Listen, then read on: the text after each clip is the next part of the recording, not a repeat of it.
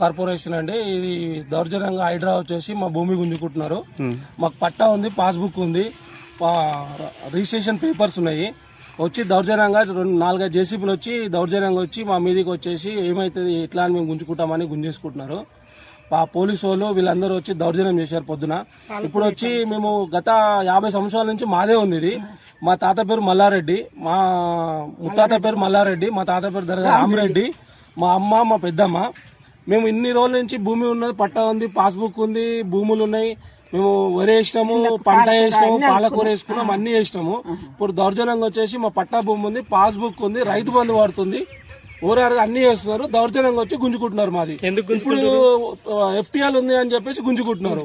ఉప్పల్ భగవతి కింద 23 గుంటలు ఉంది. మాకు పిజ్జాది కూడా అద్దెకరం ఉంది. మొత్తం ఉప్పల్ అని ఎఫ్టీఎల్ అని మొత్తం గుంజుకుంటున్నారు. మాది ఎక్కడ న్యాయం ఇది? ఇది ఏం కాంగ్రెస్ పార్టీ? ఎక్కడ న్యాయం ఇది? నోటీస్ అని ఇవ్వాలి కదా మాకు. వితౌట్ నోటీస్ తో వచ్చేసి అద్రగాయం వచ్చేసి గుంజుకుంటున్నారు. ఇది ఎట్లా? ఇది ఏం ప్రభుత్వం? ఇది ఏంది? ఇది అంతా మీడియా మీరే ఇవ్వాలి. మీరు ఎట్లా చేస్తారు అన్నది మాకు నోటీస్ ఇవ్వండి. దీనికి ఏంది? దీని పరిష్కారం చేసినాక ఎందుకు వస్తున్నారు వీళ్ళు మా దాంట్లకు? గడికి మా భూములకు వస్తున్నారు వీళ్ళు. న్యాయం చేయండి.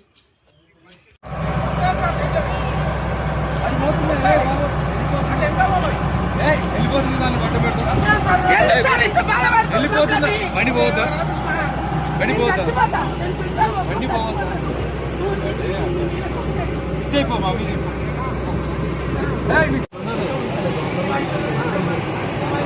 కమిషనర్ గాడి పోండి, గవర్నమెంట్ పోండి.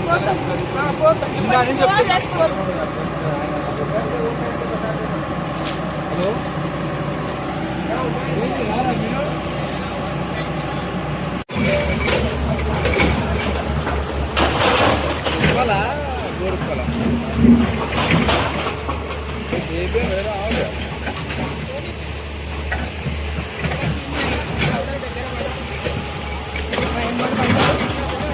మరి అండముండ కూర్చుని ఎవరికి ముడుతుందో ఎవరికి తగ్గుతుందో కొని గుంజుకొని వచ్చి గుంజుకోవాలి.